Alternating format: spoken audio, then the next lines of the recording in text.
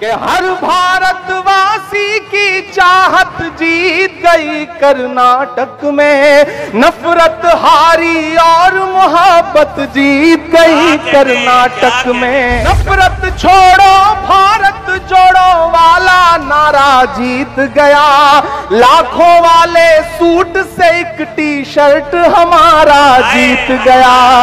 वही कर्नाटक जहां हिजाब बैन कर दो, हिजाब तो हिजाब हलाल बैन कर दो, आप सबने सुना होगा, वो हलाल को बैन करेंगे उनकी। 3 दिन पहले 2000 का नोट भी बंद हो गया। अच्छा, कर्नाटक हारने के बाद 2000 का नोट तो बंद करना ही था उन्हें, जो नोट उनके काम नहीं आ सकी उसे बंद कर देना ही ठीक था, उन्होंने बंद कर दिया। क्या कहने, वाह वाह वाह वाह। मुझे लगता है कि कर्नाटक हारने पर 2000 का नोट बंद हुआ है, और अगर मध्य प्रदेश हारेंगे तो फिर 500 वाला भी बंद कर देंगे, मुझे पूरा यकीन है। मैं एक नज़्म सुनाता हूं, ऐसे आते हुए रास्ते में हो गई है, लेकिन उसके लिए फिर थोड़ा सा आप उसी मूड में सुनेंगे तो मैं सुना पाऊंगा। कि हर भारतवासी की चाहत जीत गई कर्नाटक में, जीत गई कर्नाटक में। क्या कहने, क्या कहने। मुझे लगना चाहिए कि ये वही सीमांचल है जिसने मुझे दुआएं दी 2012-13 में, जब मैं एक नया सा शायर आपके बीच आता था। आपने दुआएं दी और फिर आपकी दुआओं ने मुझे हिंदुस्तान की सबसे बड़ी पार्लियामेंट में पहुंचा दिया। यह आपकी दुआओं का सदका है।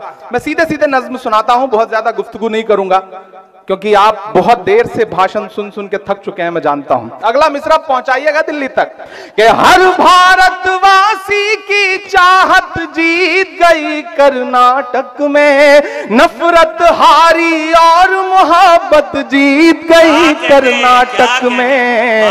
हर भारतवासी की चाहत जीत गई कर्नाटक में, जीत गई कर्नाटक में। पहला बंद सुनिएगा इस नज्म का कि नफरत छोड़ो भारत जोड़ो वाला नारा जीत गया।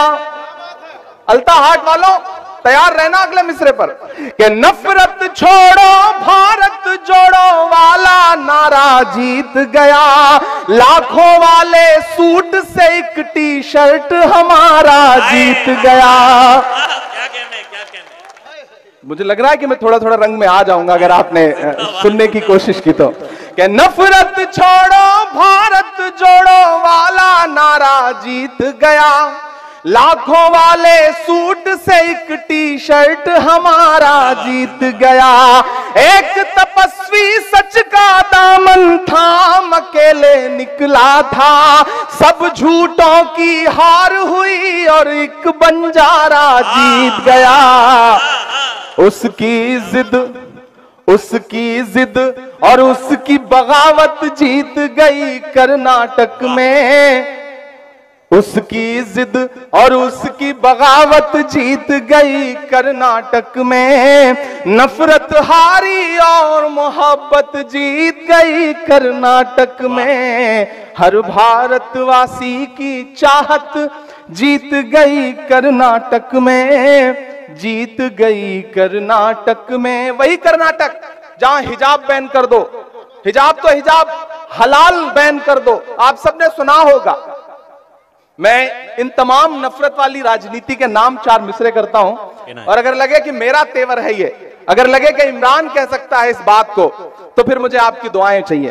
कि बड़ी बड़ी बातों वाले मुंह छुपा छुपा कर घूम रहे, बड़ी बड़ी बातों वाले मुंह छुपा छुपा कर घूम रहे, जितने तीर कमान में थे सब चला चला कर घूम रहे। जो हलाल को बैन करेंगे उनकी ये फरमाइश थी, तैयार रहना। वो हलाल को बैन करेंगे उनकी ये फरमाइश थी। यूं आवाम ने झटका मारा, झटका खाकर घूम रहे। सदियों वाली वही रिवायत जीत गई कर्नाटक में। नफरत हारी और मोहब्बत जीत गई कर्नाटक में। हर भारत वासी की चाहत जीत गई कर्नाटक में, जीत गई कर्नाटक में। आखिरी बंद पढ़ता हूं इस नज्म का, उसके बाद फिर आपकी पसंद की, आपकी ख्वाहिश की जो नज्में हैं वो सुनाने की कोशिश करूंगा। कि धर्म जाति से उठकर सब इंसान हमारे साथ रहे। क्यों आया ऐसा रिजल्ट कि बड़े बड़े टीवी चैनलों पे बैठे हुए सूरमा समझ नहीं पा रहे हैं कि गलती कहां हो गई, लेकिन मैं बताता हूं कि हुआ क्या कर्नाटक में। कि धर्म जाति से उठकर सब इंसान हमारे साथ रहे, राम का हमको प्यार मिला, रहमान हमारे साथ रहे। जिंदाबाद। धर्म जाति से उठकर सब इंसान हमारे साथ रहे, राम का हमको प्यार मिला, रहमान हमारे साथ रहे। वो जो बंटवारा करते हैं बीच में हिंदू मुस्लिम के, उन्हें बताओ बजरंगी हनुमान हमारे साथ रहे।